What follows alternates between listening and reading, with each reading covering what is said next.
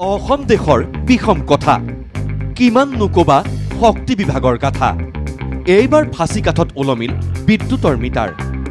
শক্তি বিভাগৰ digital meter ফাঁচি কাঠত ওলমাই ৰাইজৰ অভিনৱ প্ৰতিবাদ বিভাগ মুৰ্দাবাদ মুৰ্দাবাদ মুৰ্দাবাদ বিদ্যুৎ বিভাগ মুৰ্দাবাদ মুৰ্দাবাদ এৰা শক্তি বিভাগটোৰ কথা কিমান নুকবা ওৰকে নপৰেচোন অভিনৱ প্ৰতিবাদৰ এই দৃশ্য হৈছে দেৰগাঁৱৰ মাজগাঁৱৰ কিন্তু ঘৰৰ মিটাৰ খুলি আনি ৰাইজে এনেকৈ প্ৰতিবাদ কৰাৰ অৰ্থটো বাৰু কি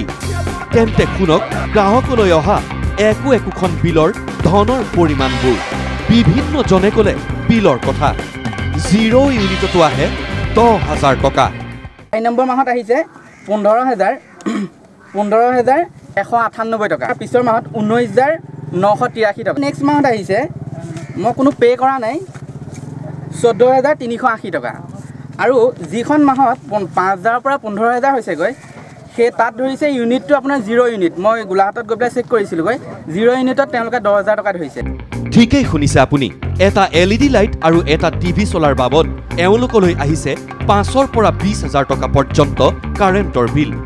সেয়ে শক্তি বিভাগৰ কৰ্মকাণ্ডত অতিষ্ঠ ৰাইজে প্ৰতিবাদ সাব্যস্ত কৰিবলৈ বাধ্য হ'ল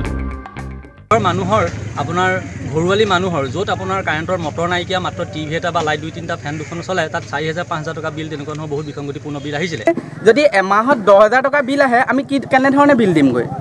এটা মিটাৰ থাকি বিল থাকি যোৱাৰ মেইন কাৰণটো হৈছে এইটোৱেই সঁচাকৈ আমাৰ ৰাজ্যৰ শক্তি বিভাগটো বৰ আজব দেই লাইট জ্বলক বা নজ্বলক বিল কিন্তু আহিবই আৰু মেট্ৰিকৰ পৰীক্ষা সমাগত আৰু ছাত্ৰ ছাত্ৰীসকলৰ পঢ়াত বহুত বিসংগতি আহি পৰিছে আৰু লগতে আৰু এটা সমস্যা হৈছে তেওঁলোকে যিখন বিল আমাক দিছে এই বিলখন হয়তো মধ্যবিত্ত শ্ৰেণী মানুহৰো নহয় আৰু একেবাৰে দৰিদ্ৰ সীমা তলৰ ৰখা মানুহৰো নহয় ইফালে শক্তি বিভাগে গাঁৱে গাঁৱে পাতিছে মৰণ ফান